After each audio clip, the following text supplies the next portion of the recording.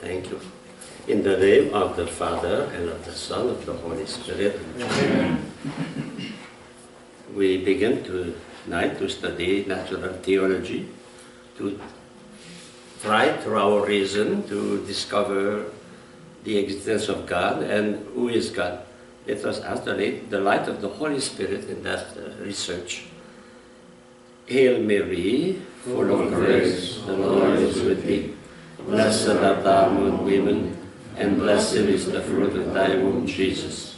Holy Mary, Mother of God, pray for us sinners, now and at the hour of our death. Amen. Mary, seat of wisdom, pray for us. In the name of the Father, and of the Son, of the Holy Spirit. Amen.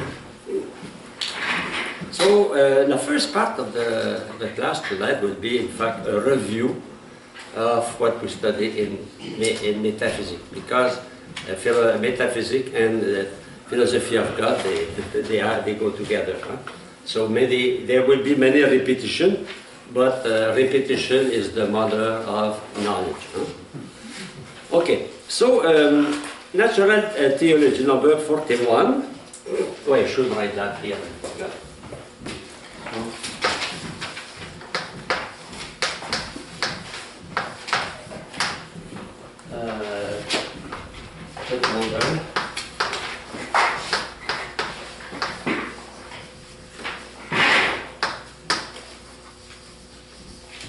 Okay, so with that, to recognize what is the subject of the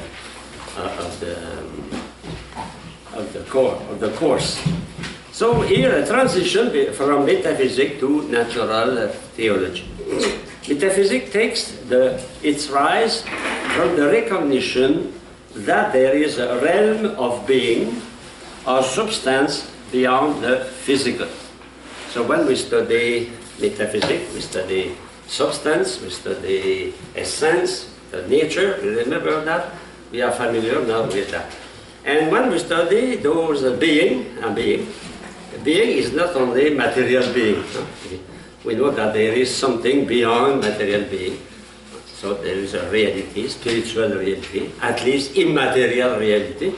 And when we study philosophy of man, we saw that the soul, the human soul, is spiritual because the action, the operation of the faculty of intellect and the will are spiritual. That means independent from matter. Huh?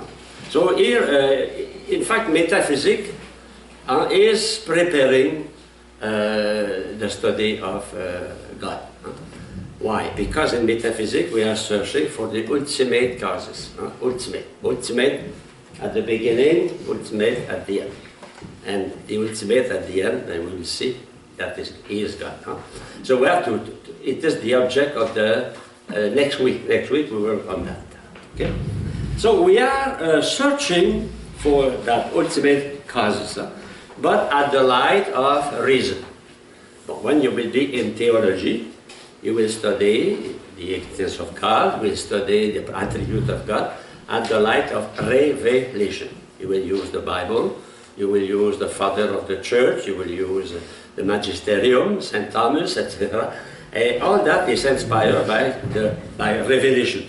But in philosophy, we try to arrive, to speak about God using only our reason. So, can metaphysics, here there is a big mistake in the good English. Can metaphysics, I correct that, 41.1.2, can metaphysics have God for its subject? Here, can metaphysics have God for its subject? So that is God an object of metaphysics? Are we allowed to study God in the context of metaphysics? That is the question. First, do we have a direct knowledge of God? No. We have an indirect knowledge of God. And what is the starting point of our knowledge of God? Is our sense knowledge. Why? Because we saw before that everything enters our mind through our senses. So even the knowledge of God will pass through our senses. Okay? So the answer is negative. In terms of what has already been said about the object of any human science, that it must have prior principle. It was prior principle, you remember, the first principle of contradiction, identity, causality, sufficient reason, and also that it must have parts or attributes that belong to it essentially or per se. Every science has its own attribute, own way of reaching the truth. You know, in physics, in chemistry, in biology, we tend to know the truth, to know the reality, but we cannot attribute to being the same thing. We cannot give to being the same attribute in biology than we give in chemistry, that we give in physics. Every science has its proper attribute, proper parts, proper method, and metaphysics has also. But the metaphysics is aspect, we remember that, but is the object of metaphysics, but it is about the first, most important reality, it is to exist. So being, being is, after that, I study chemistry, I study biology, I study physics, I study being, but with a special attributes. The attributes I will give to being in biology are not the same attribute I will give in metaphysics, or I will give in the being is the subject, it is what we study, but the approach is different depending on the sciences. And for metaphysics, of course, we have to use the first principle, and those first principles are universal. That means every science must follow those principles. That means even our knowledge of God depends on the first principle. When we try to know who is God, we use those first principles, especially the principle of causality, principle of sufficient reason. Okay? Because we try to explain a phenomena we see through our senses. For example, the existence of stars, life, also the moral obligation, in fact the 5 proof, the 5 ways to know God. And from that we ask questions, why? You know? So we go to the cause. We use the principle of causality, or better than that, the principle of sufficient reason. Sufficient reason. It is the most universal principle, because can God cause himself? No, it cannot. It cannot be at the same time in act and in potency. So what is the principle we can apply to God is the principle of sufficient reason. Sufficient reason. That means every being, by the fact it exists, must have a sufficient reason. And we will see that next class, that the reason for God to exist is himself. He has no other reason than himself to exist. Otherwise, if a reason outside himself, it will depend on another. It will not be God. Okay? I continue, paragraph 2. Metaphysics has common being as its subject. A common being. Metaphysics, the object of metaphysics, first is not God, it is being. And being in general, the common approach, the common being. As it was seen precedently in number 30.3, metaphysics as being qua-being. As being qua-being. What is the meaning of that? As being qua, in italic, being. As only that, okay? The word qua in Latin equivalent in English as the word as. So as. Okay. That means here metaphysics HAS here. Metaphysics as being, qua being. That means what is the aspect of metaphysics? It is to see at a being, and we are interested only on the fact he is a being. That means he exists. That is the common being. That is the subject of metaphysics. So being also we say in commune, being in commune. In Latin. You will say that to your parish pastor. Being in commune, we say, oh, you study Latin, you. Being in commune. Sometimes, you know, we say some quotation in Latin.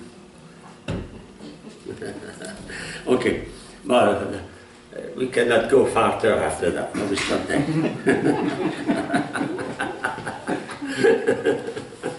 Okay, the third part, paragraph number 3.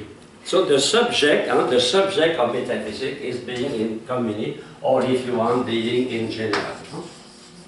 But if I speak about being in general, I will speak about also, by the fact, the same, being in particular. That means what I affirm to every being, about every being, I affirm that also for being one by one, no? So if I speak about being one by one, if God is a being, if God exists, he enters in the scope of metaphysics. You know? In fact, philosophy of God is the coronation of metaphysics. You know? It is the climax, the summit of metaphysics. Metaphysics studies all beings that do not depend on matter for their existence. So what is the adjective we can put instead of that? Studies all beings that do not depend on matter for their existence. A being that does not depend on matter for existence is a spiritual being. No? A spiritual being. We studied that in philosophy of man. Now we come on that. For example, the form of the desk here, the form of matter is immaterial. Every form is immaterial. Otherwise, there will be no difference between the form and the matter. So it is because the form of the desk is immaterial that form can enter your mind. You know, you can know it because there is a kind of immateriality even in material things. But that form, that immaterial reality, if you want, does not exist independently of the matter. They are always together. But if I have a reality that is immaterial, but at the same time is independent of matter, that reality is not only immaterial, that reality is also spiritual. And when we study the abstraction, we study also the free action of man, we saw that to think on the concept, for example, the operation, and to make an act of free will, that is not, it is detached from matter. And one of the proof of that, for example, you can take a decision totally opposed to your physical interest. Tomorrow, it is Ash Wednesday. We have 2 days in the year. We are not like Muslim. We have no Ramadan, but we have 2 days. We have to fast. Tomorrow and on Good Friday. But you know, tomorrow, I will be hungry. But my will say no. So how I can control my body? Can my body contradict itself? No. So it's only a power, a superior power, who can contradict my body. In that superior power, contradicting my body is hungry, they want to eat, do not, or to eat, I don't know, fried potatoes or a good hamburger, and my will said no. That my will has is a reality, not only immaterial, but spiritual. That means exists independently of my body. And the operation, it not only exists independently, they can act against my body. It can act against my body. Okay? So we saw that in the philosophy of matter. So I read the text here. As such, metaphysics studies all being, either because they are never in matter. What is the being never in matter? God. Oh, you see the angel, but the angels are not object of philosophy. We don't know the angel in philosophy. We know that only through revelation. Okay? So we don't speak about angels, but we can speak about God. Okay? Or because they are sometimes in matter and sometimes not.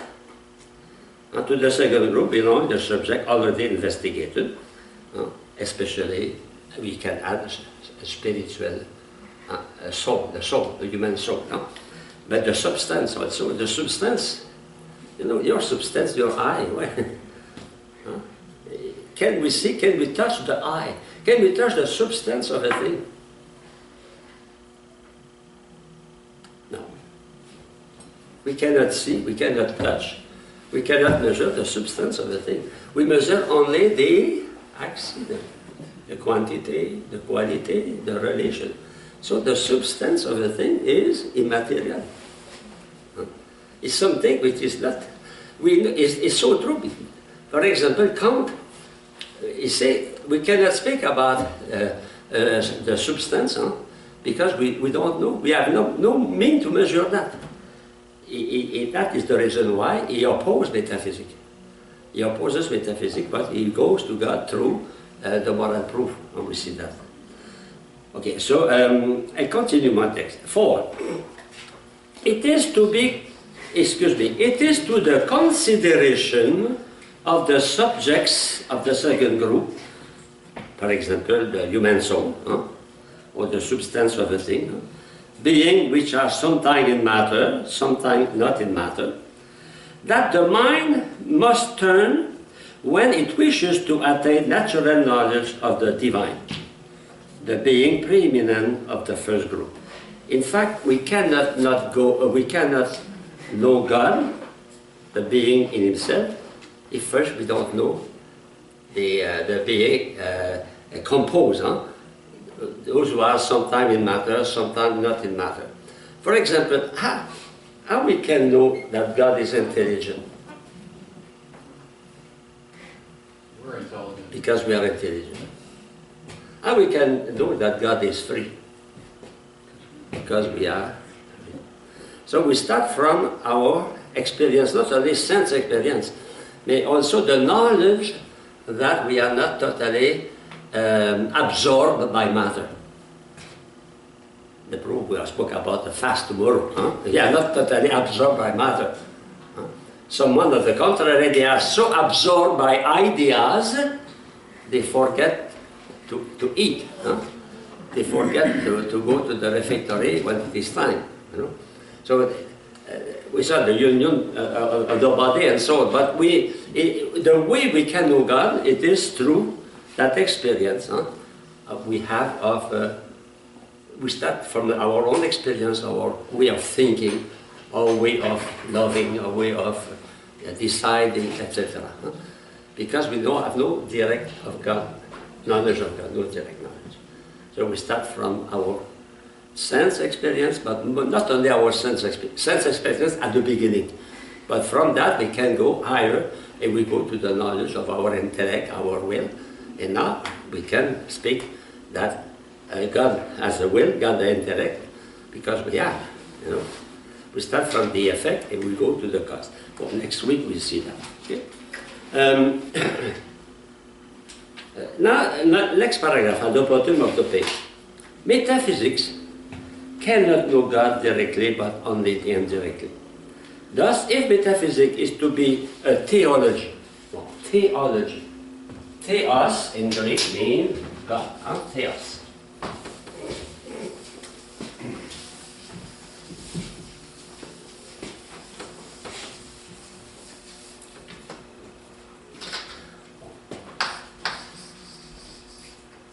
theos, theo, logos, science, knowledge, theology, theologos, theology. We have also others, they speak about theodicy. The one who called that theodicy is Leibniz. In fact, theodicy is the usage of the theology he wanted to defend God against the accusation relative to evil. You know, people say God does not exist because evil exists, or they say God is unjust because evil exists. You know, my child was killed, therefore God either he does not exist, or if he exists, he's not just. You know, so to defend God from those accusations, Leibniz wrote a book called Theodicy. It is a kind of apologetic, a kind of apologetic. Well, I don't like that word. Some books of philosophy of God are called theodicy. Some books. I remember 50 years ago, some books they worked. We have a metaphysics, ontology, we have epistemology, and we have theodicy. Theodicy. Well, theodicy. In fact, the best is natural theology. Natural theology. Personally, I like philosophy of that. But the title is not too much important. But I come back to the text here. It can be that natural theology, or knowledge of God through our reason, can be only indirectly. Even though the intellect of man has all of being as its adequate object, because the adequate object of the intellect is being, we know everything because there is being. You remember the transcendental? Being is one, being is true, being is good. That means the fact that thing exists, is good, can be willed by an intellect, is willed by an intellect, is true, is known by intellect, is intelligible. So the object, which is the most intelligible for human mind, is being. Being. When we don't know the name of a thing, but we say something, no? Some being, something, you know, something. No? That is the most the object of intellect, and everything we know is being, or mode of being. I continue. Its proper object remains the quiddity of material thing.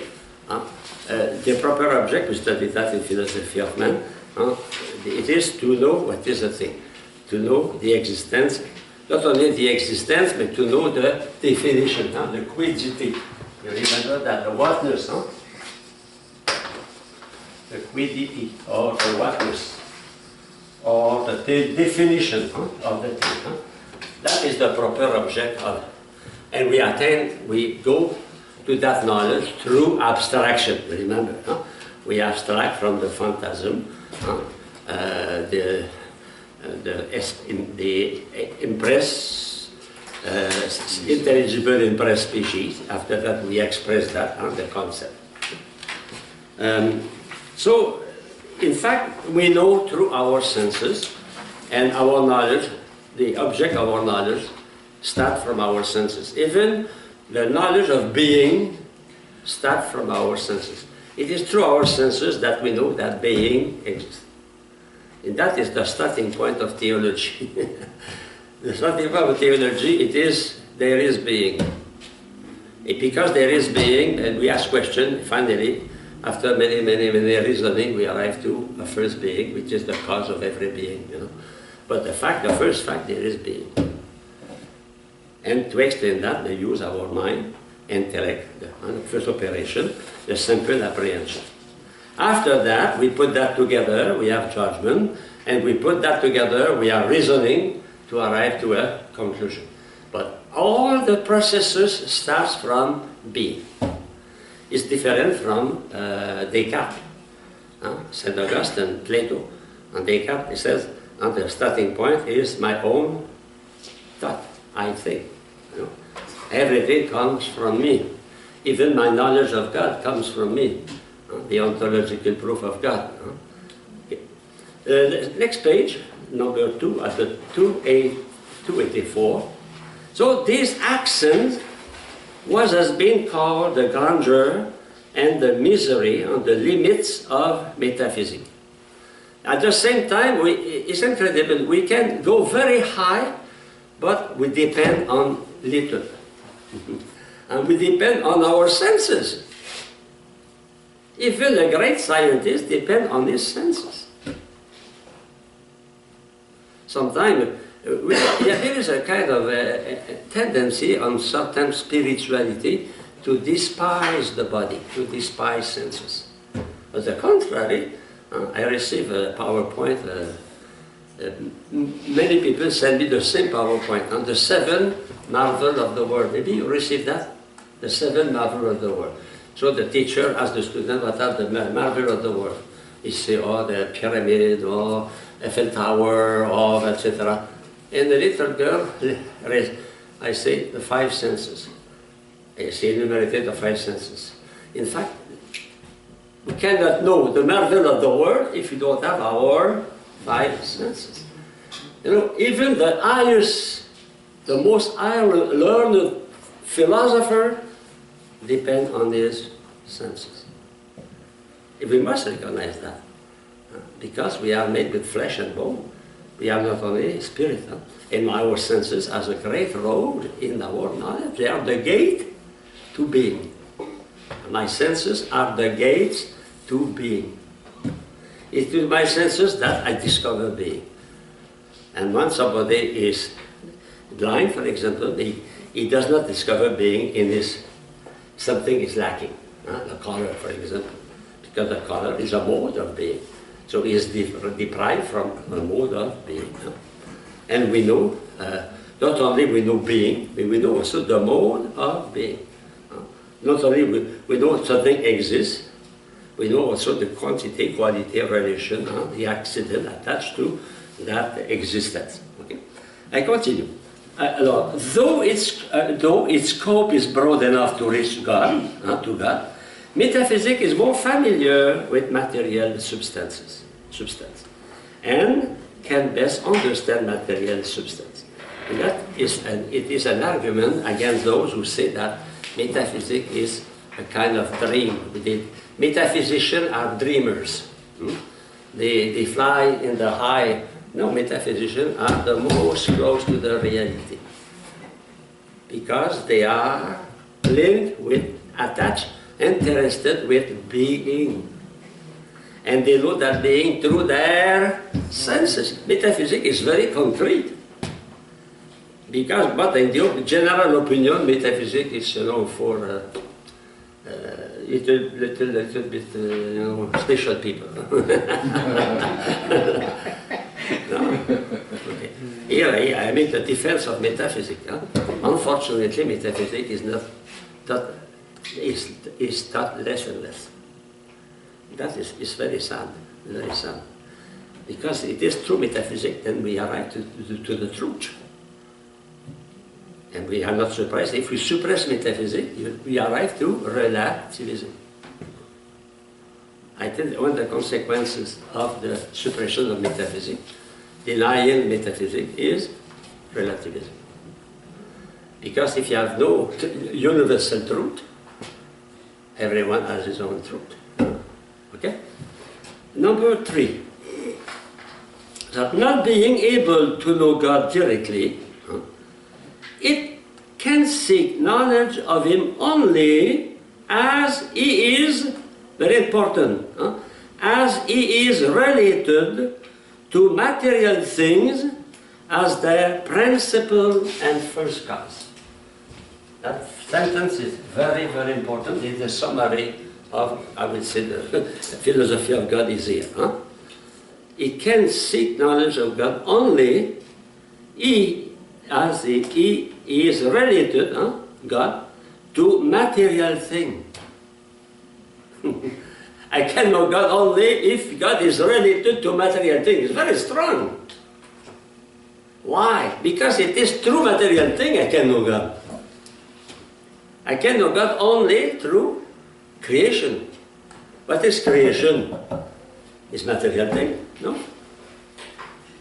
That is very strong, huh? As their principle and first cause, huh? So, we are, through our senses, we are in contact with the universe, with the stars, with the plant, with the beautiful organism we have in our body, etc.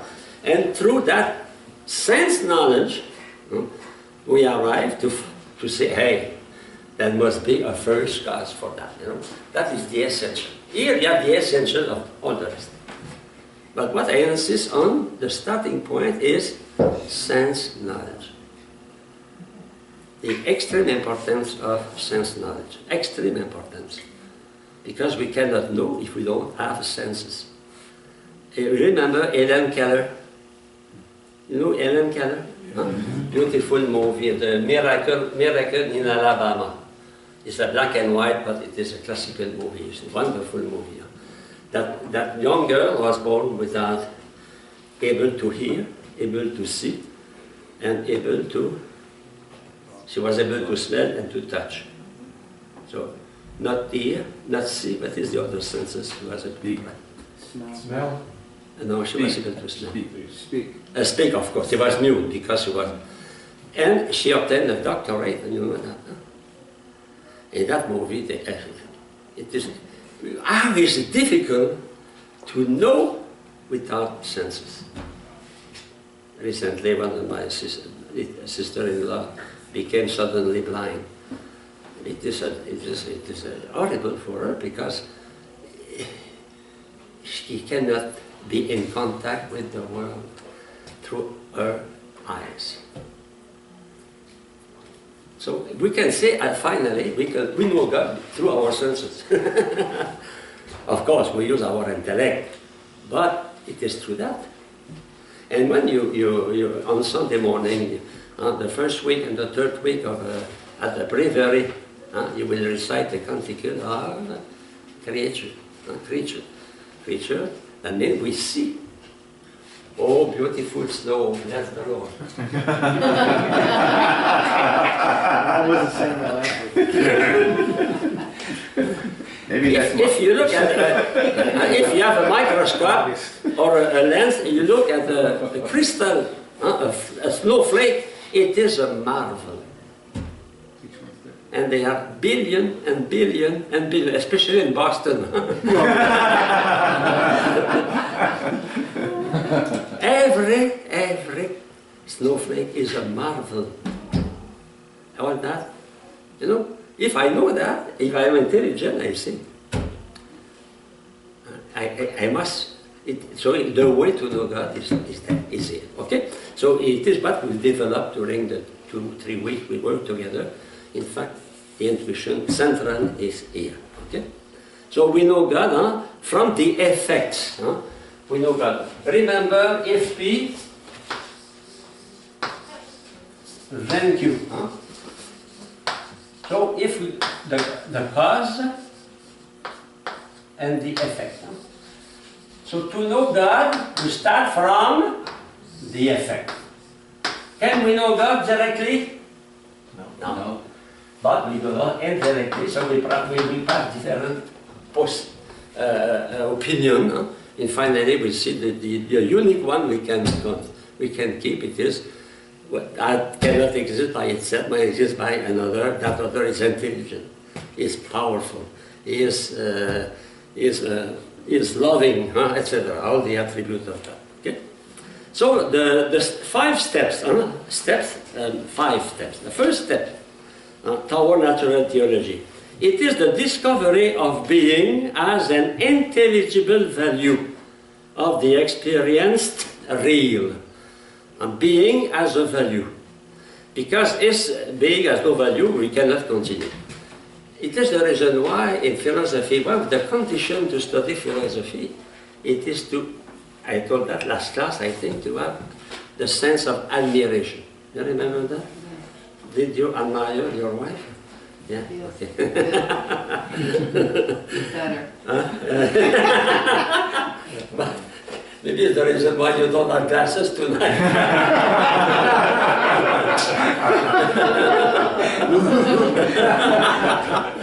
Okay. So we experience the real, and now we find something intelligible. Of course, your dog can see the same thing, but yeah, it's not intelligent. He cannot catch, it cannot grasp what is intelligible in the material reality. Huh? Okay? One that is not attained properly in natural philosophy. So where there is being, there is intelligibility. We said that. Remember, come back all the time to that here. Transcendental. Where is being, there is truth. And what is that? It is intelligibility. That means being. That means what the being can be known by an intellect. Intelligibility. That means intellect. The intellect that produced that being, or the intellect that we discover, know that being. Intelligible in the cause, intelligible in those who we know that being. In fact, it is why we can know things, why I can know that is the best, because there is some intelligibility in that. And what is that intelligibility? It is the form, remember? It is the form that makes the intelligibility. And my knowledge is a communion of form. My intellect is able to discover what is intelligible in every being. Okay? That's the first step. The second step, with this initial discovery comes the realization that things need to be evaluated as they are existent. Existence. We can admire nature. Some people, they admire nature. Oh, beautiful color, that are painter, Others will say, oh, that is, very good. That's it. But we can see the world also at the point of view of existence. And that is metaphysics. We are not especially interested by the beauty, by the color, by the power. We are interested by the fact that exists. And you look at a beautiful sky, you see the Milky Way, you see, oh, that is, exists. Okay, I can say that is beautiful, but I can do further. And when we go to the existence of the thing, we are in metaphysics. We can be in our aesthetic before. We can stop at the aesthetic of the thing. We can say, oh, that is beautiful. Yeah, beautiful. But we can say, no, that beautiful reality exists. Saint Valentine, I'm sure someone gave to their dulcinea and to their wife or their girlfriend or their fiancé beautiful flower, beautiful flower. Rose or beautiful, beautiful. My life would be, don't forget the spine and the thorn, not only the flower. We can stop there. I can stop a beautiful flower. But we go further. We go that a flower is expression of love, Everyone intelligent. Of course, I saw recently a woman putting a beautiful flower on her dog. The dog was walking a beautiful flower. But when a man gives flower, that's a meaning. But we can go further than the beauty, than the love. We can go, now those flowers are so marvelous. Think about only the way a rose is made. Nobody can do that. Now we arrive to the existence. That rose exists. Not only it is beautiful, but it exists. In that, it is what we study here. It is from the existence of things, first, that we question the existence of God. After that, we will speak about order, beauty. But the fundamental for to discover the existence of God is to go to the existence of things. Okay? In the 5 proofs of the existence of God, the 3 first are directly on the existence of things. And the other are about order, finality, beauty, But we have to go there. If we don't go to the existence of thing, we stay on the on the surface. We don't go to the deep. So that is the third because the nature of a thing, when it is known, when it expresses something. In fact, when you see an effect, the effect expresses the cause. If I see children very polite, very well-suited, polite, gentile, kind, I say, oh, the parent, the parents. Immediately, I say the parent. They are good educators. They are from there, I don't know the parent, but I know I have an idea of the parent from the children or a teacher. Sometimes I am invited to correct examination here for students I don't know. They are somewhere in the world. So they ask me, Father, so when I receive the copy, especially when it is and pen, written on the pen, immediately I say that. The way you present the copy, the way you work, the way you play the music, the way you speak, immediately you reveal yourself. So God reveals himself through the effects. And I go to God through the effects. So the contemplation, I come back to what I said last week. The admiration is the first step to know God. We cannot know a person, we don't look at her, at him. Is the same for God. We will not, when we have a kind of admiration, it's important, and that children and people develop a kind of admiration. And the study of science can be very useful for that. In my experience, I think that helped me a lot to understand that in scientific phenomenon, there was a so beautiful organization. It is so logic. It is so that cannot be the fruit of random, of chance. Okay. We go now to. Oh yes, just after that. I will read the text. At this point, metaphysics is already conscious of its status of first philosophy. Other scientists, they don't like that. First philosophy. But in fact, we call first philosophy philosophy of God because it is the first cause, the first cause, only for that. Or being an ultimate absolute account of all reality. That means metaphysics, when metaphysics go to the end of its research, it will go to the cause of the rest, the cause of the first cause of everything. That is the grand. I will say it is the grandeur of philosophy. It is to lead us to discover God.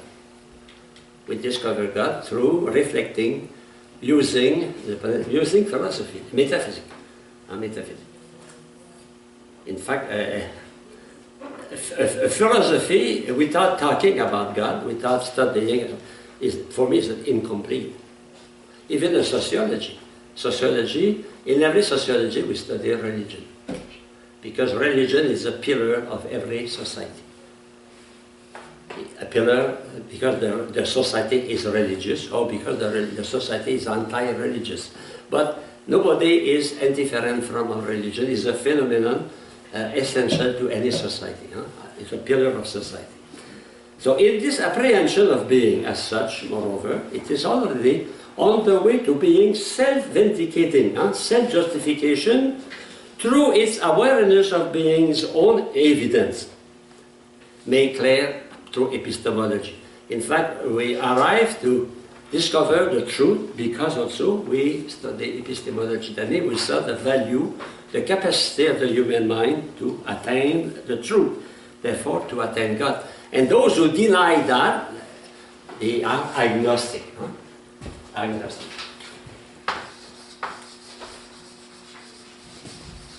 The agnostic is those who deny the capacity of man to know God. They don't deny God, but they don't the capacity. That means epistemology for us is not valuable for God. It's valuable for many things, but not for God. Okay?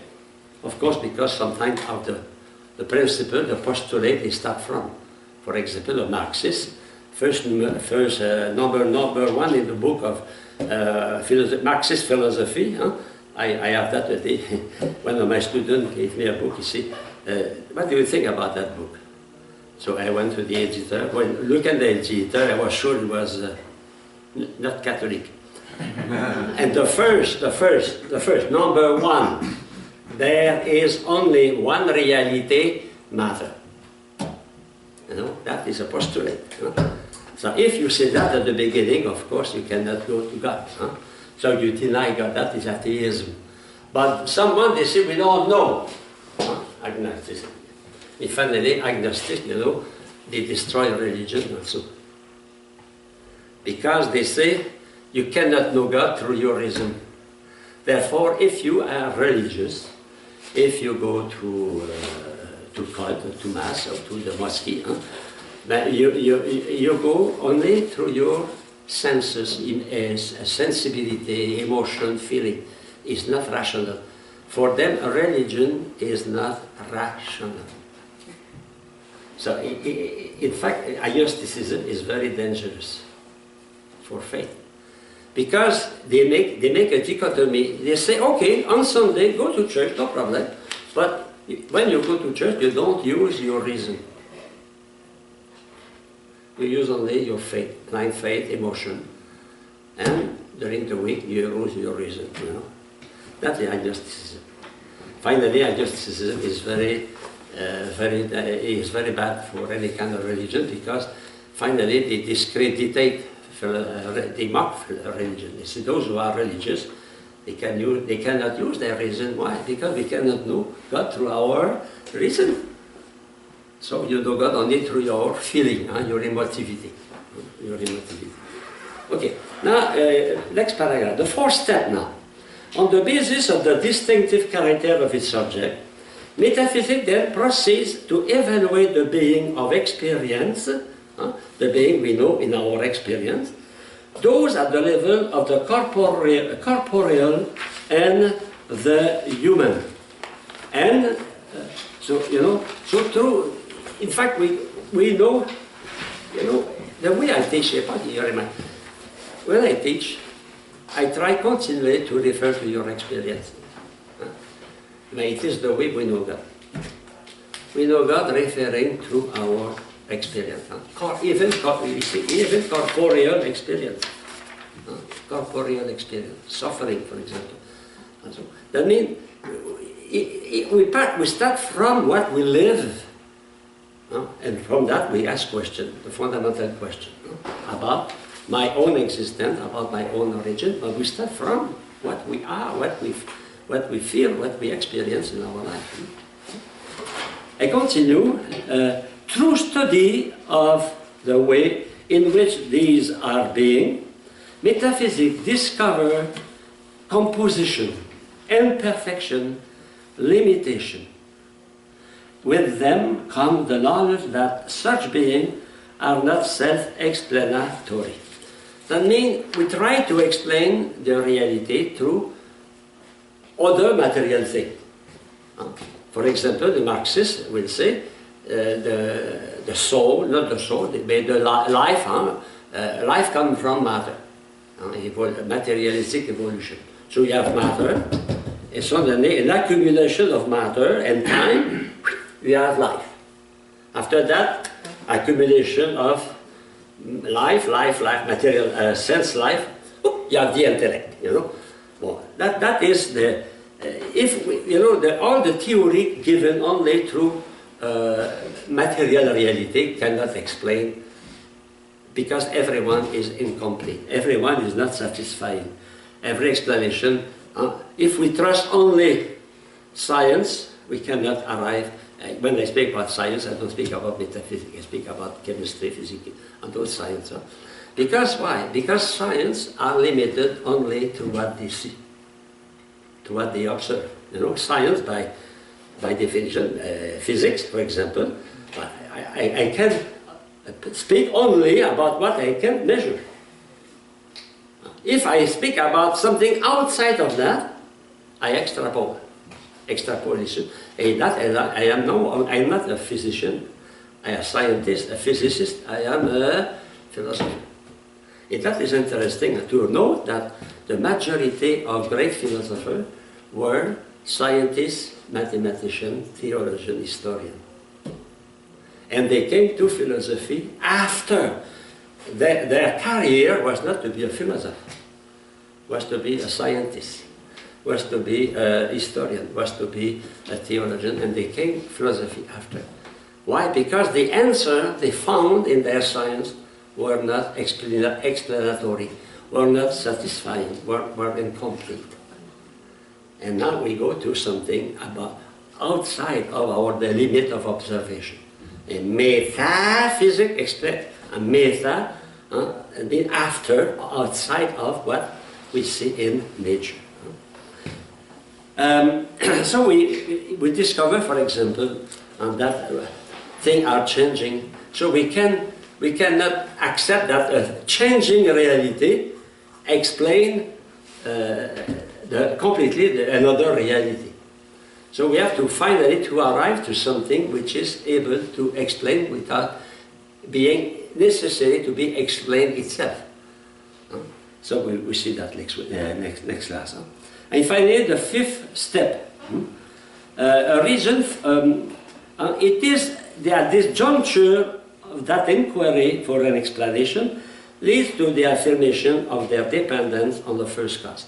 When we try to explain all the possibilities through science, through biology, etc., and we have no satisfying answer, then we arrive to the answer that there must be someone intelligent, superior, existing by himself, etc., and that is God.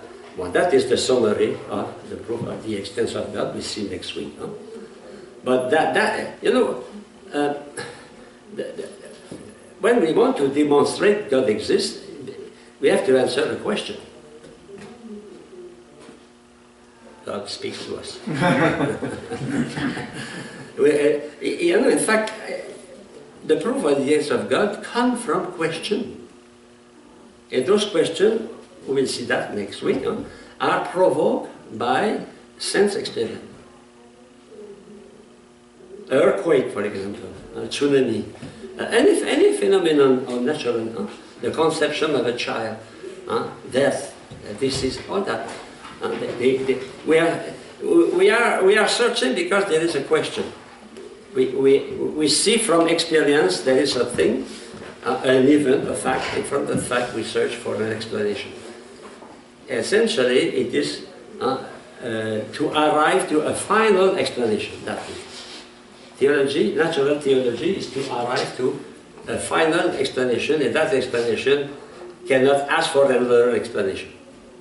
It must be self-explanatory, complete. And the answer we will find should be answering all our questions. Yes, brother? Father, I'm a little confused. You said we know the existence of God through our sense, and we know the existence of God through the effects. Yeah, the effects. And the effects known through our tell senses. our senses, Yeah. the existence of God. Yeah. We know, when I say through our senses, I mean we know through the observation of phenomena. That means we see the effects, we see the eclipse, we see the sun, we see the star, we see the season, we see the snow, etc. And from those questions, from those facts, we see, and from that provoke question, we start from sense observation, and we don't stay there. We go farther, farther, farther. Finally, we try to find an explanation which will be the ultimate explanation. Okay. If you read, I suggest you, of course you will prepare the quiz and the game, but if you have time, I give you many documents about the existence of God. And one of the best is Father Garrigou-Lagrange. You have that in your paper. Huh? Garrigou-Lagrange. He's a French Dominican.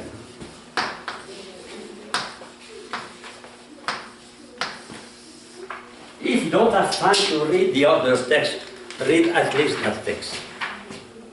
because it presents the proof in the text of God in a modern language. It takes the proof of St. Thomas, the argument of St. Thomas, but he expresses that not in the form of the Summa. It is very well done.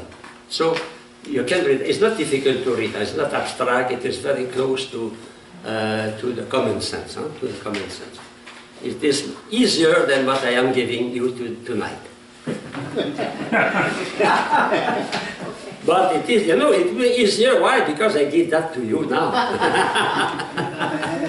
Okay. I go now to number 41.3. In fact, the problem here is about the autonomy of natural theology from science and religion. Is the natural theology is independent from science and is dependent from religion? So we try to reflect on that rapidly. So first, number one, the foregoing way of locating natural theology within the domain of philosophy offers the advantage that it does not require presupposition of a non-philosophical nature. In fact, because the philosophy of God or natural theology is already a part of metaphysics. So we have in metaphysics all the principles we have for that. I continue. No nominal definition of God needs to be assumed. It is not necessary. We cannot start necessarily from a definition of God. It's sufficient to start from a vague idea of God. Well, the idea of God, the most people have on earth, it is a supreme being, author of many of the words. That idea is sufficient to start. We must have a kind of idea. God is not a man, God is not an animal, God is not a statue, In fact, in every science, we start from a nominal definition. For example, when you study in chemistry, you remember that in 10th grade, you study the salt. The teacher arrived in class with salt, taken in the kitchen. Okay? So everybody knows what is salt. We have a nominal definition of salt. Well, you will say it is what we put into soup when there is no taste. Okay? But as a scientist, what are you searching for? Searching what are the composition of salt? And you arrive to say that is made with sodium and chloride. So that is a little bit what we are doing. We have already a nominal kind of knowledge of God, a vague knowledge. Even an atheist has that knowledge. Because if an atheist has that knowledge, he cannot discuss about God, I cannot say God does not exist if I have no idea of what is God, who is God. But what we are doing, we are searching to arrive to a precise knowledge of God. But at the beginning, we start from a kind of the knowledge of God. And that knowledge of God is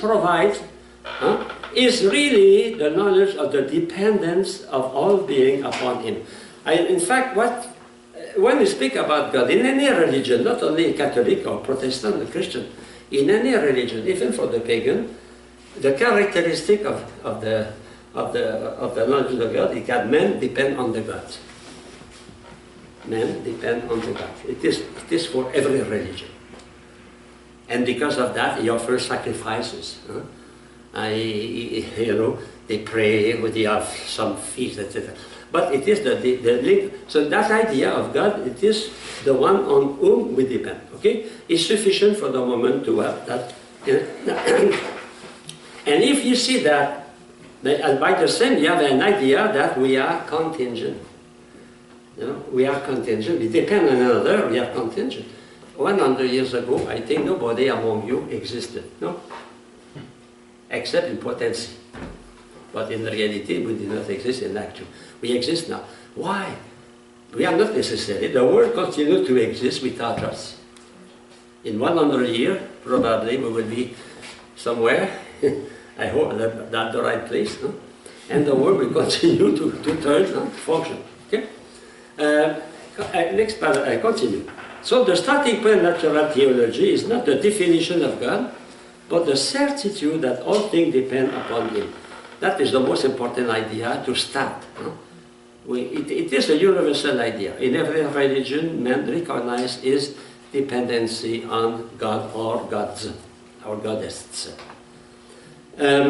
So the Christian, number 3, the Christian recognition of God and His discovery does not have to be incorporated into the philosophical enterprise, as it usually is in Christian philosophy. I mean, when we speak about the knowledge of God, it is not necessary to refer to our faith. And it is what I try to do with you. I try to know God independently of your faith. Of course, I don't ask you to be atheist. I know we believe. I know I believe through faith. I have faith, but I try to use my reason. It is the encyclical of John Paul II, right and reason, to use my reason. We have to use our reason. It is through our reason that we are similar to God. We are in the image of God. You know? The more we are using our reason, the more we are glorifying God. Because we have the most important operation making us close to Him. It is our will, our intellect, and our will, free will. I continue. And at the end, the basis of that, and vindication or justification of natural theology, as the perfection of metaphysics, are autonomous, relying only on the self-assurance afforded by being the subject of science. In fact, the autonomy of philosophy of God is based on the fact that I use only my reason. And you know, it is a dogma of faith that the Catholic must believe, must believe that he can know God through his reason. That is Vatican, the First Vatican Council. They say man has the capacity, because there was a current we call traditionalism. He affirmed that man cannot know God without revelation. And the council said no, man can know God through his reason. And before revelation, for millions of years, man knew God without knowing, men exist about for 3 million years, and that means for a long time there was no revelation, but they followed their nature. Following their nature, they obey the order of nature. They obey God. Okay? In fact, we can find many places, even very, very old tombs, we discover that the people always thought about the future. They put something to continue to exist after that. Okay? Immortality of man is linked with the existence of God. They are linked together. Not necessarily, but if I am mortal, there must be a reason for that. There must be a purpose for that, etc. Okay? So natural theology takes nothing from the Christian revelation. It is autonomous and dependent. And that is not an insult. It's the reason why, for example, we must be very prudent. St. Thomas, my opinion, is not a philosopher. He is a theologian. And when he studies God, he starts from the first chapter is about all his theology. The first article is about the existence of God. He begins by that. A philosopher will not begin by that. He will finish by that, because the study of God comes after the study of philosophy of man, philosophy of nature, and epistemology, metaphysics. Finally, with all those elements, we can affirm that God exists, able to arrive to that. But in fact, the approach of St. Thomas is a theological approach. And what is the title of his book? Summa Theology.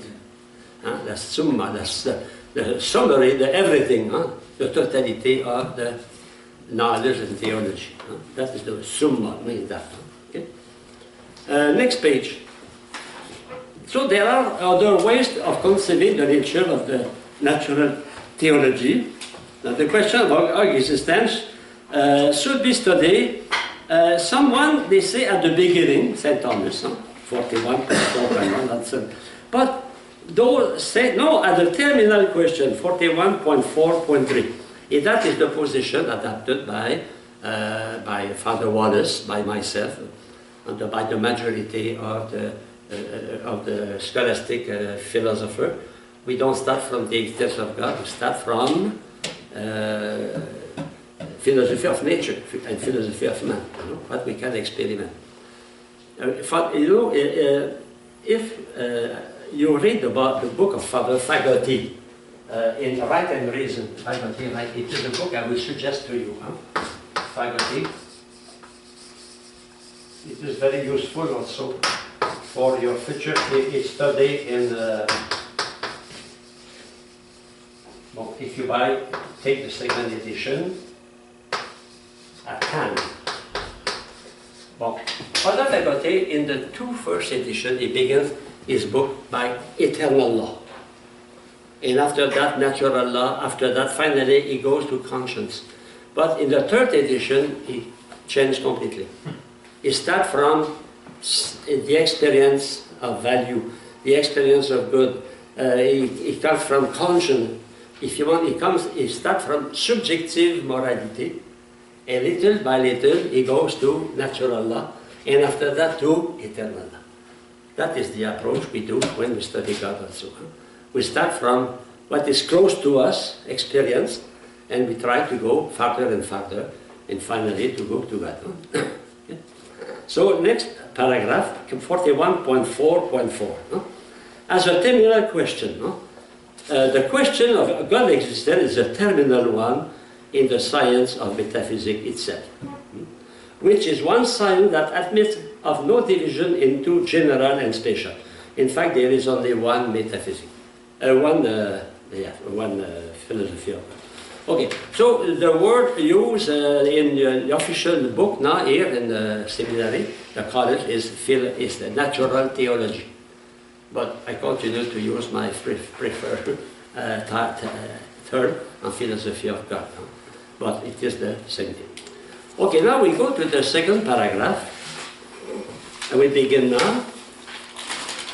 The idea of participation and the idea of being. Two words we have to explain. The participation and being.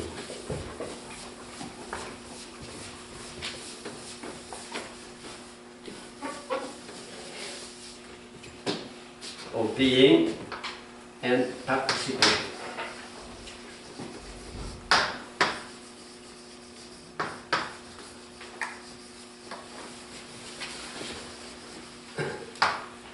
Okay, so I am realistic.